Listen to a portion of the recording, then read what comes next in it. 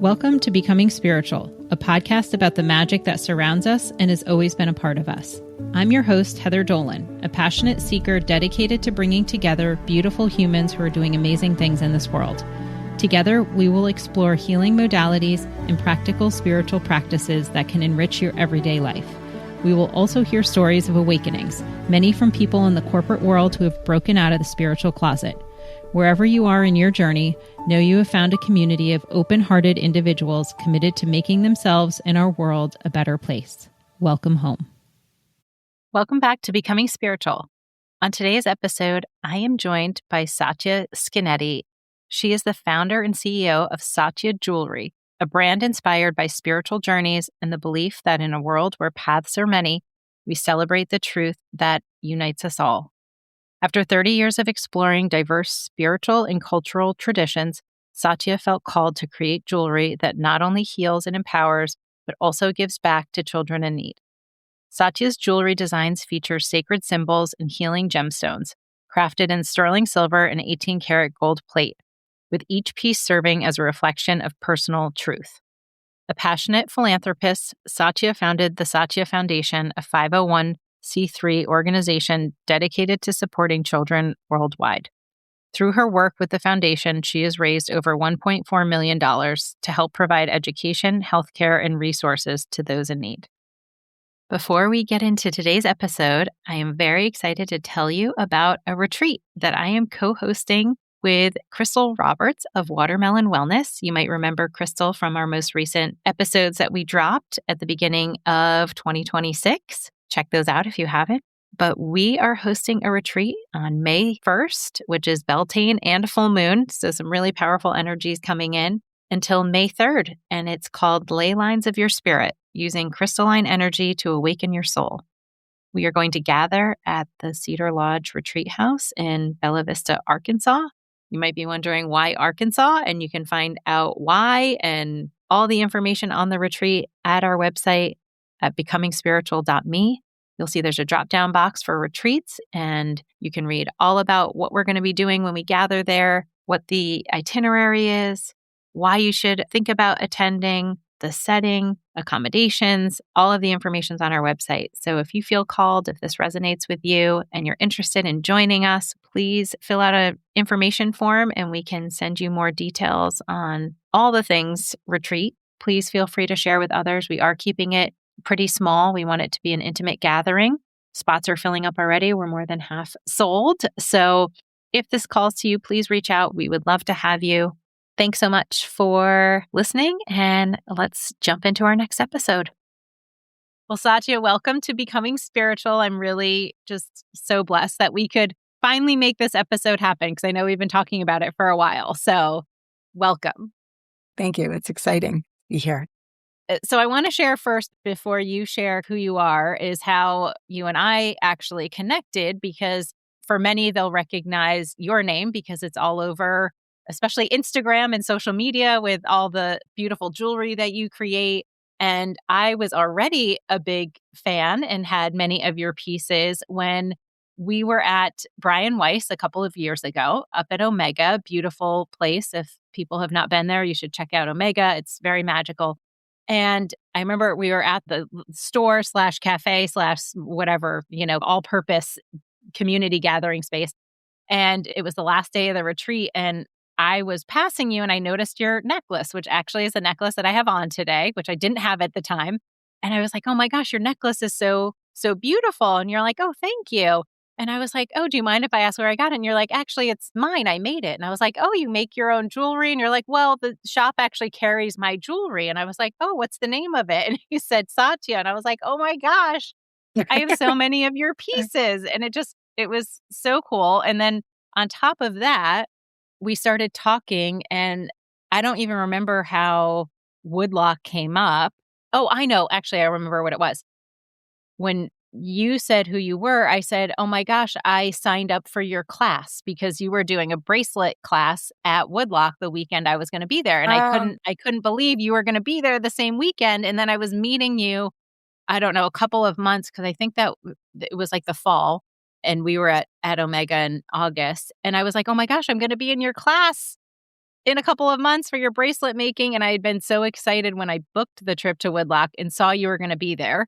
So anyway, just such a fun synchronicity. So then I got to see you again at Woodlock and be in your bracelet making class, and just beautiful ways the universe brings us together. And now here we are having a chat, and also learning that you live in the same town as one of my best friends in New Jersey. And so many beautiful synchronicities. So I just wanted to share that because I think, obviously the universe brings people together and divine time when it's meant to be. And so we'll be talking about lots of breadcrumbs and synchronicities today. So I just wanted to kind of set the table with that. So if you could share a little bit about who you are, and because you're so much more than jewelry. I feel like jewelry is just like the tip of the iceberg and all the beautiful work that flows from that work that you're doing. So please introduce yourself to the audience for those who don't know who you are. Yeah, so I love the synchronicities. I think they're so powerful. And now more than ever, we just need to keep our eyes open and know that everything is in this divine order, even though sometimes it doesn't feel that way. But so I went to school to become a social worker, make an impact for children around the world, I thought, and became very disempowered. I was working for this agency. I never really even saw the kids I was supposedly helping, and took a little hiatus. And I started working for another person, a friend of mine's jewelry company, and it kind of ignited this interest. And I never had any jewelry design skills but I have a whole family of creatives. My sisters are interior designers and clothing designers. My brothers are both musicians. Anyway, I disempowered, and I started doing a lot of yoga with Shivananda yoga, which is a really powerful practice. And I was in the city during 9/11, and I watched the towers go down in front of me. And I was working for somebody else at the time, and it kind of woke me up. I was like, what am I doing? I was taking a hiatus from social work, and I was just working for another jeweler. And, I was just helping do minor work and helped her get her business going. And I loved what I was doing, but it was like, wait a minute, I was supposed to make a difference. I was supposed to be working on making an impact for kids. So I decided to do a teacher training, and I literally left that job. I told her, I don't know if I'm coming back, but I'm going to go down to the Bahamas where Shivananda has their trainings there. And for 30 some odd days, I just dove in. And the power of prayer, getting quiet, and really opening up the space for things to come in. So I thought I'd go down there and get comfortable. I started doing a lot of Reiki because I did have a meditation practice that was growing and building and very powerful. But within 30 days, at the end of the 30 days, they asked if anybody wanted a spiritual name. And I was like, well, I don't know if I have a job. Is it included in the price? Because that's what I'm doing next. And I don't need an upgrade. Yeah. So at the end, they gave us our certificate, and in the back it said Satya. And my friend who was at the training with me, she's like, that means truth. I was like, wow, that's pretty powerful. And this is after 9/11 and all the dis-ease around truths. That's what most of the wars and everything going on in the world is about. I'm right, you're wrong. It's really ironic. So I had a dream that night. It was so powerful. It was like I woke up, like, you're going to design jewelry of all truths and donate money to children around the world. And I literally woke up and like, who said that? Where did that come from? And I ran to the payphone because 25 years ago, nobody had cell phones. And I called my best friend. I said, quit your job. I have an idea. I have a name. And literally within a week, I was incorporated. So I went back to New York, and we hit the ground running and slowly started building Satya Jewelry. And then I formed an official 501c. So I started teaching up in the Bronx, these kids, and I was like trying to, give back in the beginning. And then I was like, well, let's start sponsoring. So that's kind of what happened. And I just want to share, sometimes we just get so caught up in what we're supposed to do. Like, I went to school for social work, and sometimes the universe has such a bigger plan for us. And we get in our own way of, well, wait, and I think right now more than ever, we're all being asked to step back and listen. And I think that 30 days in the Bahamas at the ocean, which is a place where I feel a lot of energy and power, I got the answers, and it was such a gift. I mean, because I got home and I get to design beautiful jewelry, and it also opened up this talent I didn't even know I had. I turned everything into jewelry and I never had any training. Many of my astrologers ladies said, oh, you've been a jewelry designer in many other lifetimes. So you just woke it up.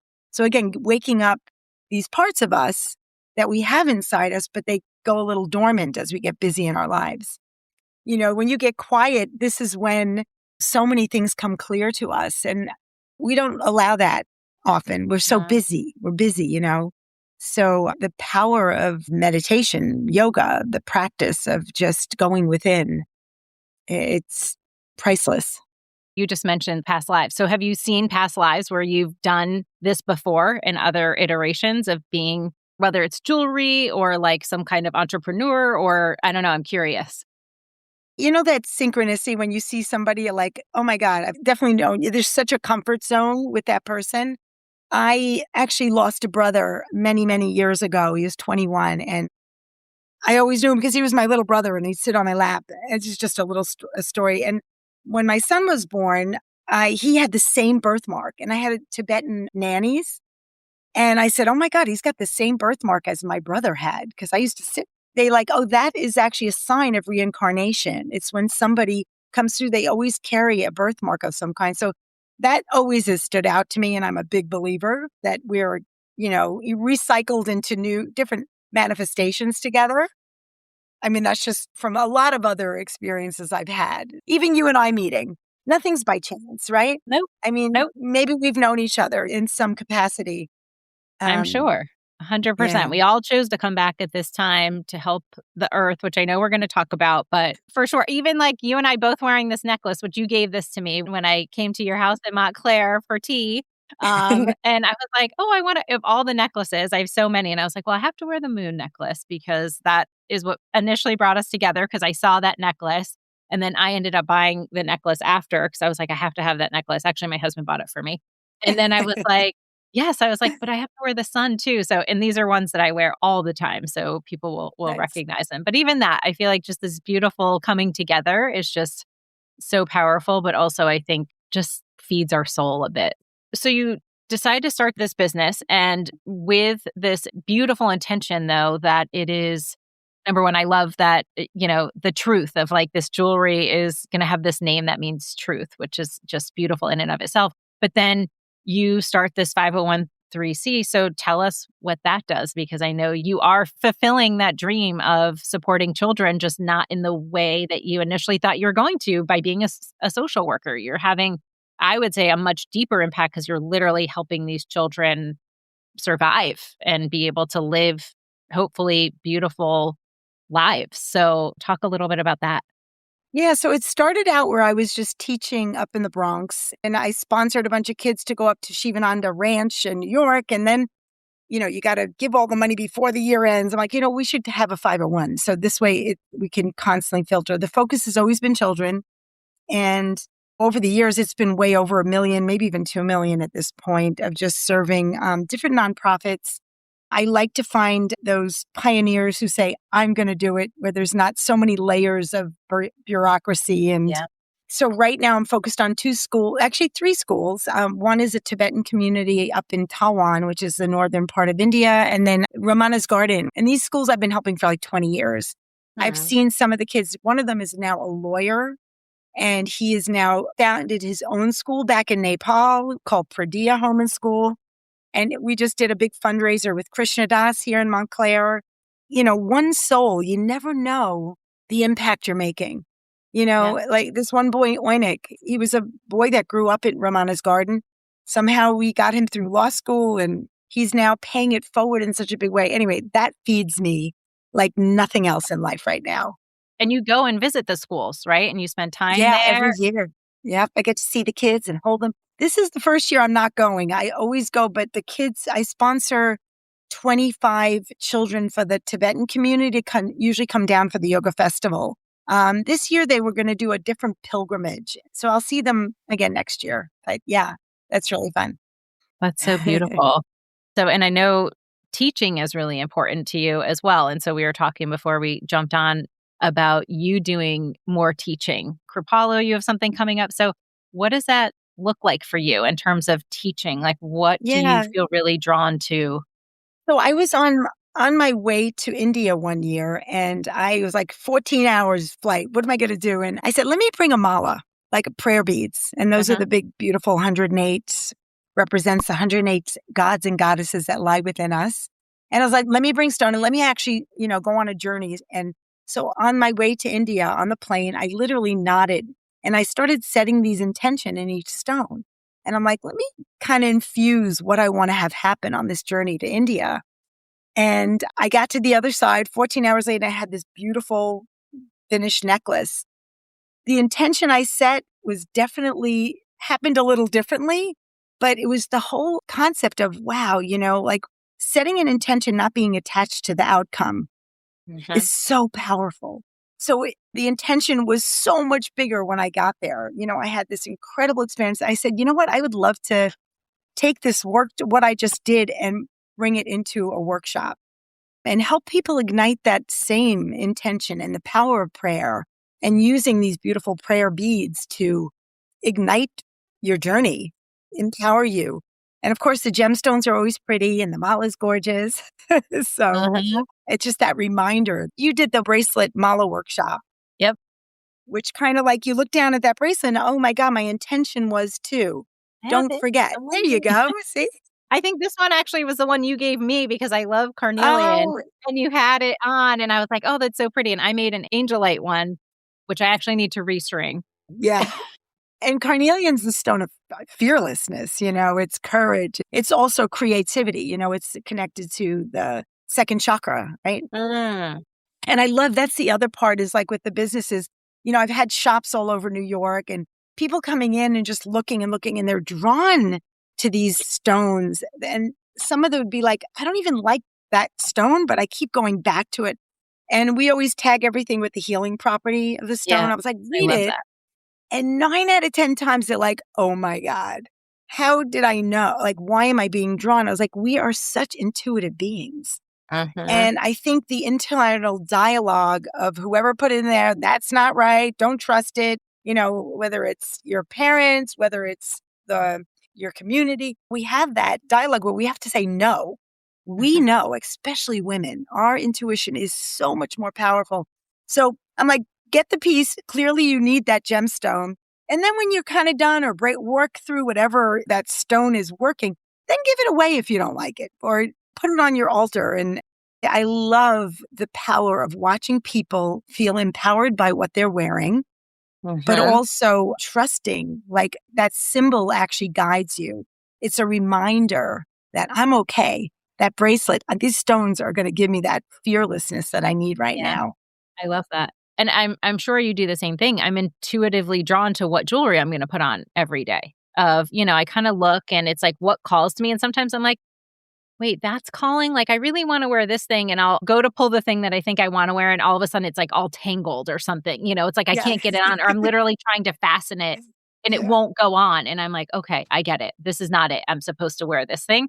But it's like when you start to get in tune with that, it feels just really magical that even your jewelry can speak to you. And it's, what do you need from an empowerment perspective? Or what could these stones, when you're talking about, crystals and stones that you're putting on, what is it representing or can it help you with? And sometimes it might be, you might need to calm down a little bit. You need some grounding. You might need that fire. You might need something for grief. And I think we underestimate sometimes when we're feeling pulled to something, what that actually is. But that is our intuitive knowing. It's our body. It's our energetic body saying like, hey, we're trying to help you. Like these things can be helpful to you. I know. And it's really, trusting that and not always, that second guessing. I mean, the comments I've had over the years with the jewelry, it's like, I wear this piece because it reminds me that I can remove the obstacles, that I'm guided because this is like the North Star. Keeps me grounded. I rub it when I'm like having a moment, But I feel so blessed to share those stories with people and just be able to be that little conduit. And we say we're designed for your journey, being able to find something that just kind of carries you, Yeah. We all need something. We need all the help we can get right now. So in terms of the jewelry, so do you design everything now or do you just have a team? Because I imagine it's a lot. You come out with a lot of new things. We do. Or is that still all you?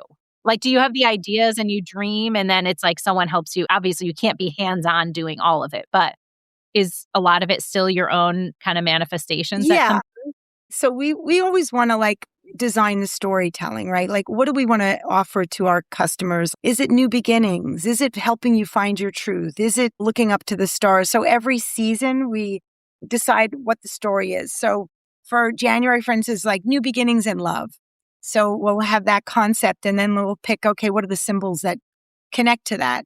And then we'll narrow it down to 3 or 4 symbols. And then we'll say, okay, what colors, what's gemstones will empower and really ignite that. So it's kind of fun that, it's almost like we're baking a cake. What ingredients do we need to actually have the outcome of love and new beginnings? Yeah, then I have a designer that works with me. So she fleshes out all the CADs and the actual drawings, and then we send them over to my factories. And then we get our top samples. We just finished up fall. We're doing holiday now for this year. Oh, So wow. Yeah. it's Thinking constant. about that process. I don't flush it out like I used to, but I always have somebody helping, and my factories are amazing. And everything is made in India? I have India, Thailand, and then I have a lot of finished goods in the US. My factories are like family. We've been Oh, working together for 20 some odd years, and it's really fun. I got to go to my first giant Indian wedding. It lasted a week and it was so much fun. So yeah, they're more than just people we work with. oh, that's beautiful. And that was from someone from the factory? Yeah, the Oh, factory's son. wow. And now he's running the show. I've known them for 25 years. It's magic. But I think it's inspiring to see how connected you are to the journey from kind of start, not only designing and all of the intention, but even the factories and understanding where things are being made and seeing it through that process and the intention for what you want the jewelry to be in that season, and then culminating with the materials and then who's making it and then getting it back here. I mean, that's the cycle of that with that intention. I just want to honor that because I feel like it's really easy to say, okay, yeah, we could farm it out here or there. Who's the cheapest price and what are we going to get here so that we can make more profit? And I feel like these are, more spiritually aligned businesses, which hopefully means it's just continuing to bring lots of abundance your way because you are in this really intentional cycle, which I think a lot of people don't understand why things maybe don't work sometimes. And I think they lose sight of the purpose. And it feels like you've just been so ingrained in living in your purpose with this business and with this company. And so I have to imagine that that is why it continues to grow. Been around me a long time. Yeah, and do well. I mean, does that resonate for you? Because being a spiritual entrepreneur, and you might not call yourself that, but I feel like the work that you're in and that you're doing, it's like the flow of then money being able to move into your nonprofit and fund these lives and impact these lives. I mean, it's such a beautiful cycle. Yeah, and it is. And I like to be realistic because look, running a business for 25 years, it has been this ebb and flow of change. And I have had more challenges and more loss. At the same time, there's been such a duality of extreme, sitting with holy people, watching these children that have grown up, and I've been able to just touch a little bit. I mean, this is life though. So I don't like people to think, oh my God, she's got this perfect, Yeah. it's not easy. It has been a journey, and I have come to this lifetime with a lot of karma and with people and situations. I think this business has been an opportunity to work through so much of that for me. I get to be so generous. I get to design beautiful things that inspire people. But I've also, with that personality of wanting to give, people come in and they challenge that and it hurts. I can imagine. Yeah. Yeah. But, again, just trying to understand that is life. It's getting that neutrality. Life is not always going to be up here. You've got to know that down here is the same. It's not good or bad. It's just is. Yeah. And that's the yogic way, staying neutral when all things are moving around you, good or bad, neutral mind. So powerful and hard. Yeah. So what practices do you use daily? Or sometimes we know life is crazy. And I know you catch a train into the city and you've got to deal with all that. And you've got kids and you're navigating that. So what are some things that still really ground you, which it sounds like yoga, like that foundation of yoga But what are kind of the day-to-day things that you feel are just so helpful to you running this company and doing all these other things? Yeah. And, this is the thing. You can find peace and ground yourself anywhere. It doesn't have to be sitting for an hour or 2 hours, but I have an altar. It's sitting behind me. Every day I light a candle. No matter what, light a candle, breath in, breath out. Sometimes that's all I have time for, but it'll actually center me for just that moment. And then I'll just say, okay, help me get through this day, and whatever's in front of me. And then putting a sense of gratitude out, no matter what is going to happen. I try and start out the day. Thank you. I'm awake. I'm alive. Here we go again. And just trying to set the tone of just being open to whatever is going to be coming in and trusting. Some days, this week was wild with all the energy around, right? We've had a lot of planetary stuff going on, and I felt it. I'm very into it. Like, I feel things. I feel people's energy. So this week was extra challenging. And there was a moment where, like, I don't want to get out of bed, but I had to. And, I like to cry, by the way. I think we underestimate the power of these beautiful tear ducts that we've been given by the heavens. And sometimes we need to release. It's the best thing. I love a good cry. I release all of whatever's tensed up in me, and then I feel better. So those are the things I do, from lighting a candle, breathing, taking. I have a sauna here in my home. I'm very blessed to have it. I sit in that sauna and sweat. You have to do it a certain way. I'm like, meet yourself where you are.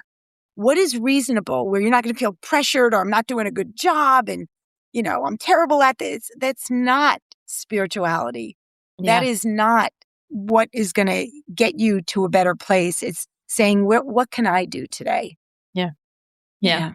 Sometimes that one step, and we also need to realize the ripple effect that we can have on everyone around us when we step into, even if we're coming in from a place of gratitude, and maybe you come into your office and everything feels like it's just off energetically. I'm sure, you can sense that, as you said. And even just you coming in as potentially this grounded light, how that will actually impact the environment. And I know I've seen a lot recently, I guess, with all the algorithms. You watch one video, all of a sudden it's all coming to you, of people meditating in like really busy places, in an airport, in a city, and just the data that's around how it can affect one person just being still, meditating, putting out the intention into the field that's around them, no matter where they're sitting, of how that can ripple out and affect thousands of people around them, not even just like the people that are in our home or in our workspace in that moment. And I just think, we need to really understand, because it sounds crazy, but just our own energy, protecting our own energy, what we're bringing into the space, you lighting that candle and even just taking that moment, it matters. Even if it's 1 minute that you're able to do that for yourself, it's going to actually impact everyone around you. Yeah. We have a Monday meeting every Monday, and I started doing that in the office. So we're all sitting around and we light a candle, and then we have a bunch of really fun decks. So everybody gets a card, and they usually like inspiring cards. And we all go around and read, I am strong, whatever deck we decide to pull. And we put that candle together. I'll walk everybody through a meditation sometimes, just because, especially now, I mean, we're, running a business is not easy. It's not for the faint of heart. No. And people are a little more scattered. People don't really I have people come to the office, or we're in 4 days a week, but we love that moment, just get that candle on. Let's collectively inspire and uplift each other. And then we'll get on our ways. That's so amazing that that you're bringing that practice from home. Now, you're able to bring that into the workspace, because that that's rippling out, that they're then carrying that to wherever it is they're going when they leave there. They love it. Yeah, I'm sure. Yeah. In fact, it was their idea. Satya, can you give us a meditation in the morning? I'm like, yes, well, of course we do. And over the years, it's always morphed, but we've just recently started it up again. It's wonderful. And I have so many fun little positive decks with affirmations, and we have a lot of fun. Well, I remember even doing, when you did the bracelet workshop at Woodlock, and you had kind of little cards that I think you said you had these kits you had put together during the pandemic. And it was for like New Year's that you had sent out these little cards of like intention and welcoming in the new year and making the bracelet. And I just thought like, that's the kind of thing I want to do on New Year's, not go out and drink and do these things. Like, yeah, I want to make a mala and like bless it and figure out what are we bringing into the new year. And like, those Getting are the quiet. kinds of things. Yeah. That it's bringing that into work without people thinking, okay, let me bring in a deck and let's see what cards we pull. Like, just, I think it's so beautiful that you're able to have this environment, which it makes sense, but you could also just be this entrepreneur that you're like, nope, we're business as usual, but you're pouring in so much of yourself and then how that's spreading out. And I'm sure helping others connect to pieces of who they are and awaken if they're not already, I just think it's honoring that in you that you're bringing that because I think it's really special and unique. Yeah. And I think, you'd be surprised how open everybody is right now because we're all navigating, even just the energy in the world. Mm-hmm. And to just collectively come in and say a couple of positive words together, we're working towards the same thing is, selling jewelry, designing jewelry, manufacturing it, shipping it out the door, making sure our customers are having the best experience we can possibly give them. This is all, we need every one of them in the office, and we all work really hard. So it's a nice way to collectively bring your energies together. Cool stuff. Yeah. And I've got to imagine it inspires them to probably be more creative. You're creating these things and birthing these pieces that have so much intentionality and wisdom really behind them. So I'm sure it helps with that whole process to kind of set that tone. Yeah, we have a great team. I feel really blessed right now. I have a great team. And everybody loves being there, I think, for the most part. Yeah. Nobody leaves me. I've got people working for me for 25 years. Yeah. So. Wow. That's beautiful. Do you still do a lot with yoga or just for your own practice? Or is that something that you teach? Yeah. Well, within my mala workshop, I do those powerful. I'm a Kundalini and a Hatha teacher. So I did a couple of trainings. I'm also a Reiki master. So I weave in my workshop of creating miracles with malas is what I call it. Mm. And malas are prayer beads. We call them bracelets, but they're really prayer beads because we do the traditional 27 beads. There's a count that you do. And then I weave in a lot of the meditations for for a full weekend workshop. I'll definitely teach some yoga because we have to move the body. It's really good to movement and also a lot of pranayam, getting the energy flowing in your body is when you get creative. It's when you open up and expand, right? But I try and do my downward dogs every day. And again, I probably would like to, I'm going to start doing more retreats. But when I teach at Canyon Ranch and all these places, we sell a lot of our jewelry. It's the Mala bracelet workshop. And I do the powerful Kundalini, like 11 minutes mantras and in the mudras and stuff, which is wild to watch people transform. Just one 11-minute meditation can just start shifting people's energy. It's really cool. Yeah. I love to do that and share it. Yeah. And you talked about doing more workshops, right? You're going to have more things that you're trying to do, which I'm sure is challenging just from a timing perspective with running a business and travels and whatnot. But so what does that look like coming up for you? I do these online Mala workshops with Sharon Salzberg. She's an incredible Buddhist and teacher. She's written many books. We always collaborate together. We get like 300 people online doing the bracelet workshop. And I send out, they get a book from her. We decide one of her many bestseller books. And they get the Mala kit. And we do it online together. That happens every year. Next year, we're talking about, people have asked me so many times to take them to India. So I am really sitting and thinking about maybe doing a retreat to India. And the kids and people can experience the kids that we serve. There's a huge yoga festival that I go to up in Rishikesh every year. So that's maybe on the horizon for next year. And then I'm teaching at Canyon Ranch, Krippala, and a couple of yoga festivals, actually, the Berkshires. So yeah, I have a lot of lineup this year. I'm trying to get out there. People need people. I think we've gotten so used to sitting in these machines, and I really think it's hurting us in the end. Yeah, I agree. It's a necessary evil because it does bring us together and allows us to connect, because otherwise we might not find each other or be able to do this and have these conversations. Because if we had to wait to get together, it might never happen. But at the same time, I agree. I think, we were talking before we got on, you said that you feel like people are starving to to gather. And you just kind of experience that in your trip to Mexico. And I feel the same, coming together, whether that's as women or, all are welcome. But especially I find it's really powerful when women gather, because we're able to really focus on the things that tend to probably be things that we carry versus the masculine or, others who might be non-binary, and it's not feminine, masculine energy isn't, linear and kind of black and white from that perspective. But I'm curious, you mentioned this gathering in Mexico that you went to and how everyone was just like, it fuels the soul. Yeah. So one of my dear friends is Gurmukh. She's a pretty famous Kundalini yoga teacher, and she's one of my best friends. And so she does this work. She does it actually all over the world, but this was Mexico. It's called the Radiant Power of Women. And it's basically, we had 35 or 40 women from really around the world in Tulum, Mexico, at this gorgeous resort, like in the jungle. And we did everything from, of course, lots of yoga, meditation. We had healers there, went to the beach, gathered, shared. But it was everybody's stories. We all have stories now that need to be told. And we need people to listen to them. Yeah. And I think creating a safe space where people and women can gather, I think it's more, men too, they need it as much, but women, we have so much to share. And I think we're the ones that are going to move the needle outside of all this evil fighting in the world.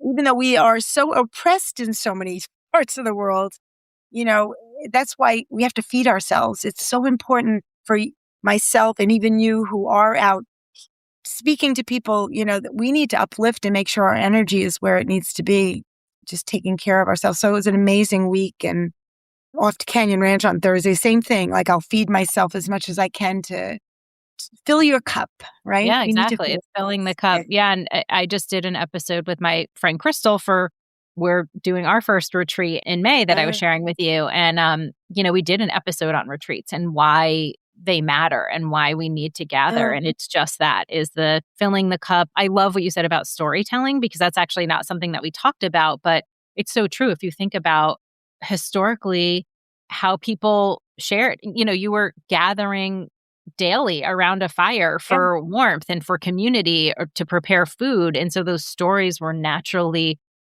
being shared. It was very organic. And then as we separate and people go off to other places, you might come together and be able to share those stories, not as often. They're not around the fire every night. But now the more we separate, and especially with technology, yes, we can share in a certain way, but there's nothing like the power of being in a room and feeling that energy when someone's sharing something. And it might be one-on-one of just someone sharing their story with you, or listening to someone who has seen so much and they're sharing in a group setting, or, doing a workshop or a meditation or leading a yoga practice or something. It's just, the energy is so palpable. And I tried to say that with people I know a lot of people will attend online things, and that's great. A lot of times that's the only accessibility people might have. But if you can even go out and create your own thing, it doesn't have to be to travel somewhere really far if you can't afford it or you don't have childcare or whatever. You can create your own small little group within your town, or if you have friends that have kids the same age and moms, that you can just gather in community, even meeting up for coffee, tea, whatever, just trying to have that connection to one another. I think that's as we are continually being pushed to be more separate, and all of this divisiveness and everything that's happening right now is dividing us. And the more we can fight that with community and with coming together. It's just so important. And, you listen to other people's stories and you're like, wow, I thought I was the only one. And she's got the same thing. When you listen, we had this one breakout session where we went into like a pods of 5, and we all had to share what's on top of your list of what's challenging you in your life right now. And the tears, and we all had to listen. No commenting, no, oh, I'm sorry, but just listen. And by the time it got to me, I was like, oh, well, I'm okay. And it just, life didn't seem as intense because, everybody's carrying something, and it actually connects us more.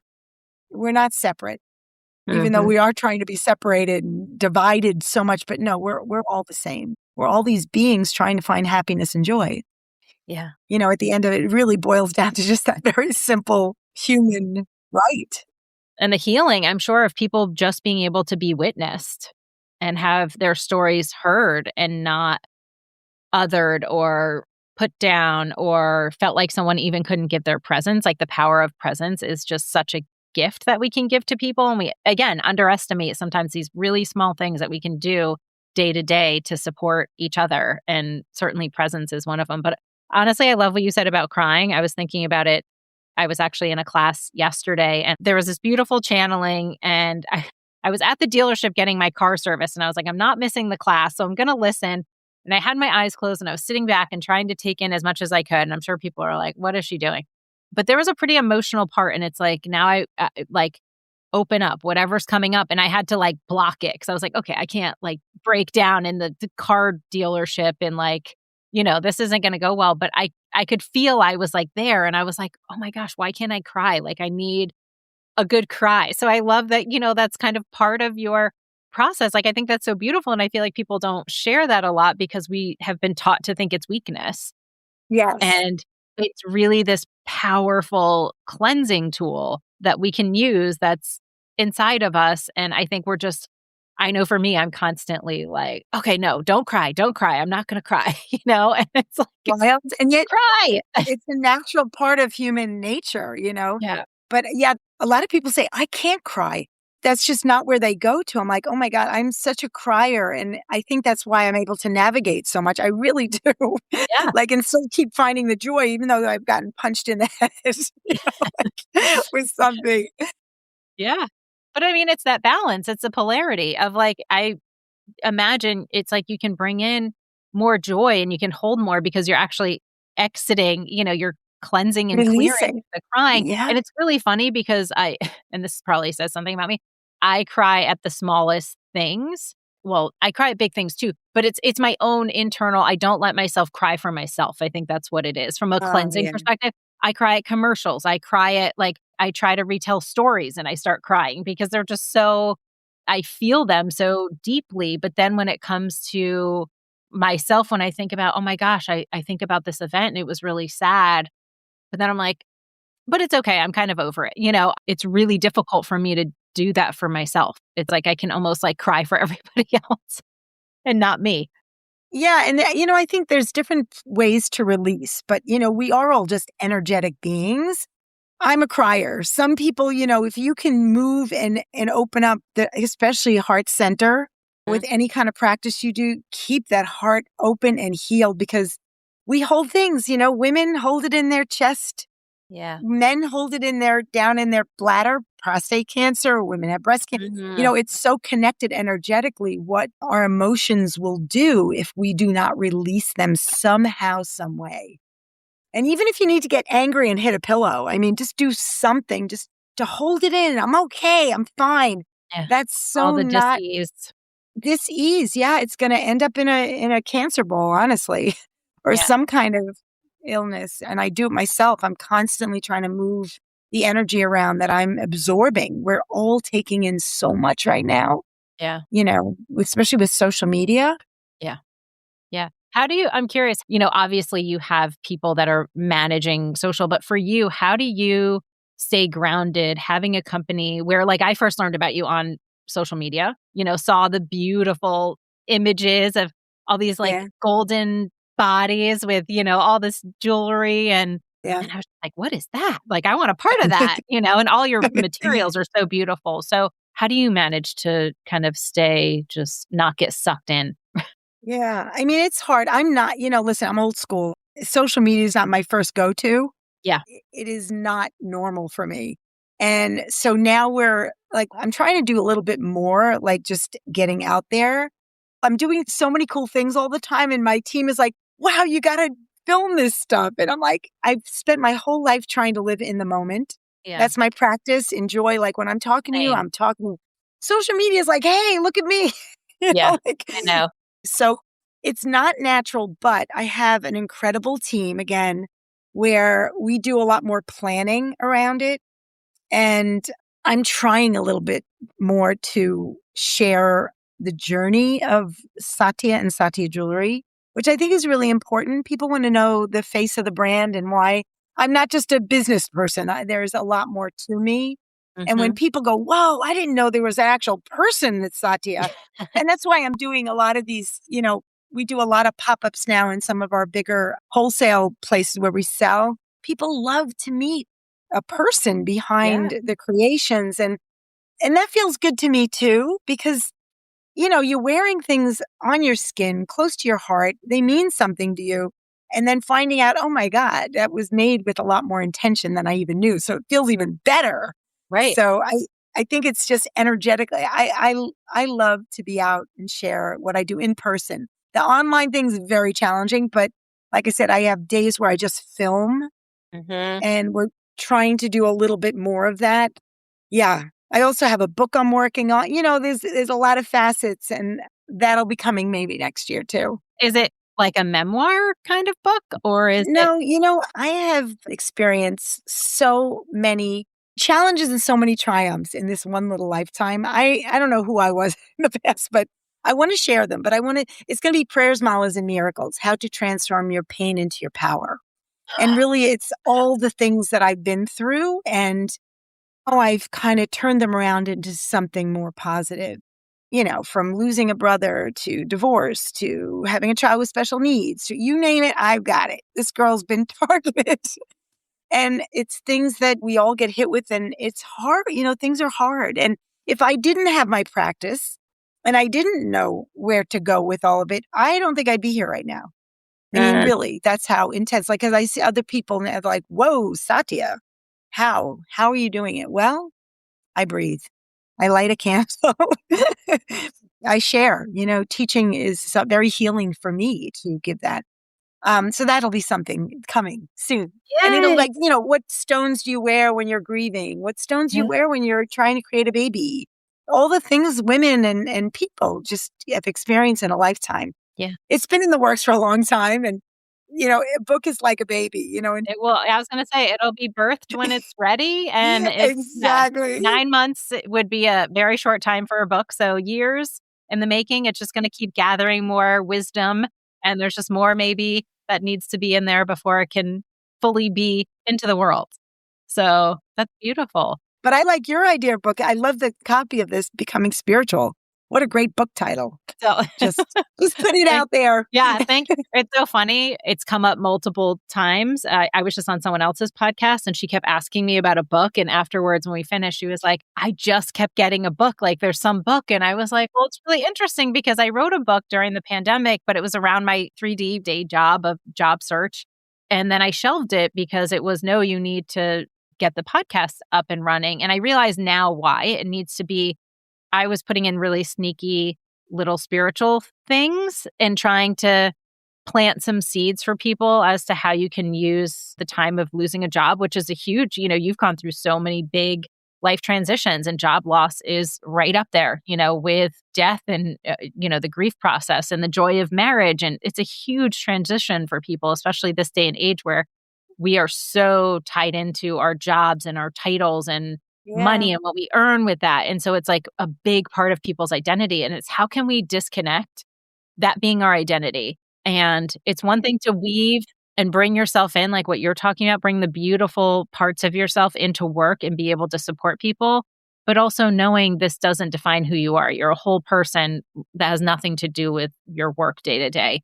So that was kind of the concept of the book. And so I feel like now if I go sit down and figure out what that looks like, it's going to be a lot of lessons that I've learned more from people who have a lot of regret, where they've given up so much. They've missed things in their lives because of a job that in the end they realized doesn't really have loyalty to them while they were loyal. And so it's how can we actually start to co-create the life that we want and what matters, and then let the universe bring in, like, exactly your story, kind of coming full circle to being open to, you wanted to work with children and support children. This is a way that you're doing that through this beautiful company and doing so much more with teaching people and helping people have these sacred pieces that mean something, bringing a vibration and frequency to them that they might not get, bringing these beautiful stones and practices of the mala and things. It's like you brought the whole kit and caboodle and been able to manifest it into a beautiful career, but also still have all these practices and things that help you have this full life that isn't just about that. Because obviously you have lots of other things outside of work, as you mentioned. And so we'll see where, what's going to be. But it's really funny that this keeps coming up. So I'm like, okay, now I'm like, wait, is that a piece? Is that what the book is now? So did you? The seeds planted. You said something about regret. And, that's a really powerful, that's going to be a chapter of mine because, I'm in the middle of reading this book and I won't name it. I'm going to send it to you later. But this idea of like nothing is a mistake. Even if you look like, why did I do that? Like that was the biggest mistake I did. People say, right? And we carry that sometimes. And, without being able to release, okay, whatever. It was a bad decision. Yeah, it's kind of hurt me, but to move past it and really let it go, it's so challenging for myself. I'm talking to myself here, but so many people. And how do we forgive ourselves and really accept and almost embrace that human part of us that maybe we didn't feel like we made the right decision, but maybe we really did. And letting the next chapter move in and go, because usually when you get far enough away from something, you think you screwed up. Then you're like, oh, that kind of had to happen. I just want to put that out there to people because I'm personally struggling with that right now. And I think we need to be more kind and compassionate towards ourselves first and foremost so that we can serve the world in a better way. Yeah. That love. Yeah, that's beautifully said. That love that we can give ourselves to comfort ourselves, because just like if you were with your best friend in Mexico and she shared probably what you're struggling to release, you would probably have so much empathy and love and say like, oh my gosh, why are you holding that? Why let that go? It was so long ago. Or look what that gave you. And they can see perspective, but it's so hard when it's ourselves to give that to ourselves, to give ourselves that love, that permission to let it go, to be able to see it from a different perspective. And so, it's a constant journey, but I like to say to people, it's like you climb the mountain and we can choose, are we going to do this with our hands tied behind our back with a blindfold, just trudging up this thing begrudgingly? And, we get to the top and then say like, oh my God, that was hell. And I never want to do that again. But when you take the blindfold off, you look at the view and then you're like, oh my gosh, I did that. Like I did that thing. And it was so hard in the moment. And not that you necessarily want to do it again, but there's so much to be learned of like, look at what I made. I made it through this thing.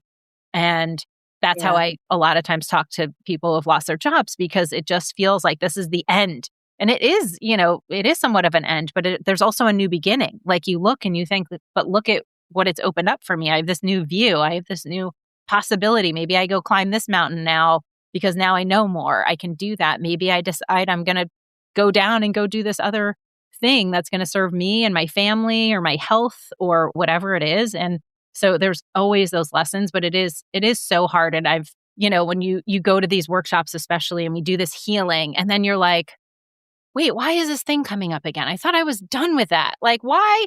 I released this. I feel so good about it, but it came back in again.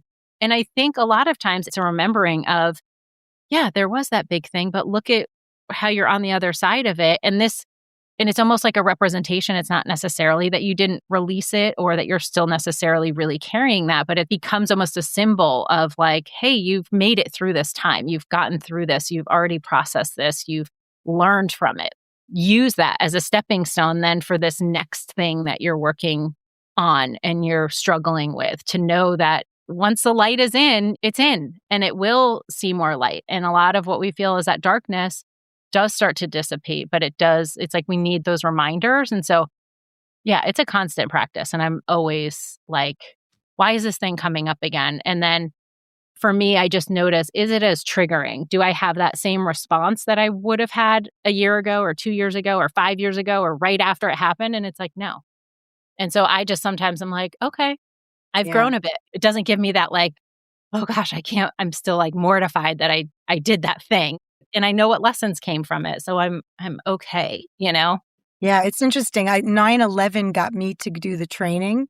9/11, and now we have COVID, and so many people got shook up and changed careers and moved their direction in where they were going. Like, So, sometimes it takes a natural disaster to kind of wake us up. Hey, you're going, it's okay to lose your job. You've got something bigger. My little doggy's going to stop barking. Yeah. No, but also we know that when we have these big global or even local disasters, it brings the humanity out in people when we've forgotten. And it's like we forget, 9/11, it's like it still is a really powerful day for those of us that were around. And I saw the towers fall, same as you. Like we will never forget that. But also, we don't necessarily now need to have those experiences to recognize the humanity, but so many who have not had those get lost. And so, unfortunately, we know sometimes these disasters, mudslides, earthquakes, whatever it is, that they happen because that is the earth saying, like, wake up, remember who you are, which is we are these beings of infinite love, and we need to have empathy and care for one another. And it just gets lost so much in the day-to-day that we're in and just the hamster wheel. So true. As much as we can do to give ourselves grace and love, and if it's lighting a candle or putting on the jewelry that's going to make us just feel maybe a little grounded. And I did want to share, it was really beautiful. I was had a gala in November where I was being recognized. I was nominated for an award.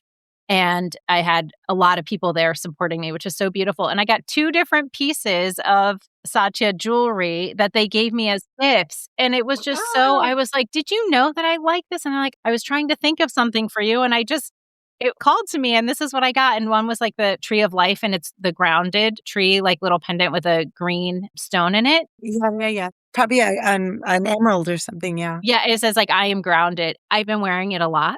Because I'm like, okay, I need grounding. And I can only eat so many nuts because, they're not necessarily great for you. And when I need grounding, I'm like, okay, I need to go have some nuts. And I'm putting on this necklace. And so it really is, it's so beautiful how people see, for me, I feel like what a beautiful gift, but also the universe of like, hey, here's an extra little hug. And I got the hummingbird. Oh, yeah, the hummingbird's so pretty. Yeah.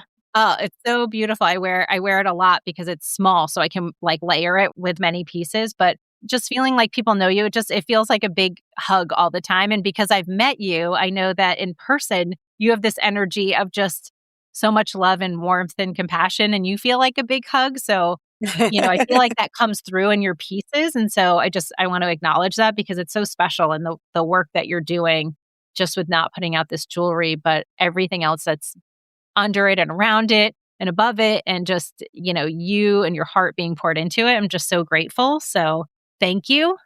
That's good. I'm humbled. Yeah. Thank you. Yeah.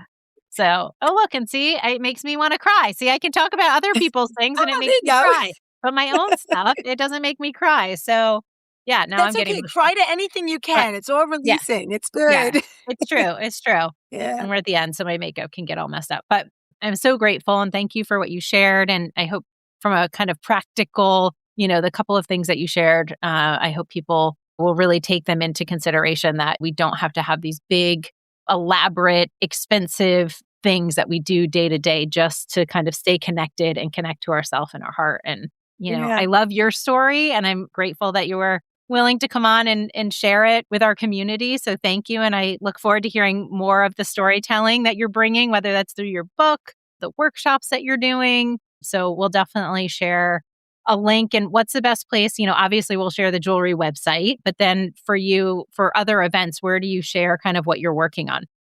It's all on our website. You'll find we have okay. And there's quite a few of them. So I hope to see you again. Come to Montclair. I know. I need to. I want to come to one of the workshops because I want to make a full mala. Like I've been looking for one, and every time I go to buy one, I just know that I need to create it myself. Yeah. And so I haven't bought one.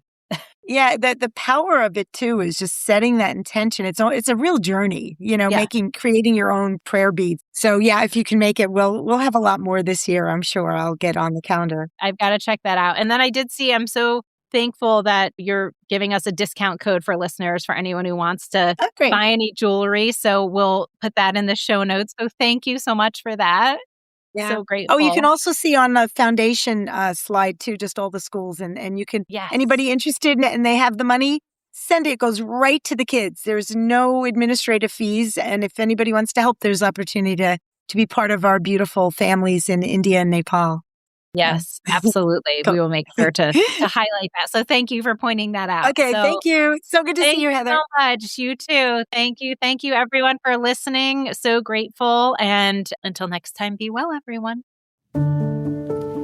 Thank you so much for taking time out of your precious day to listen to our podcast. If this episode resonated with you, we would love for you to share it with someone you love. That would mean the world to us. Also, if you feel called, please follow our show so you will know when a new episode drops. If you want to go one step further, you can even rate this episode as it allows our podcast to find its way to others.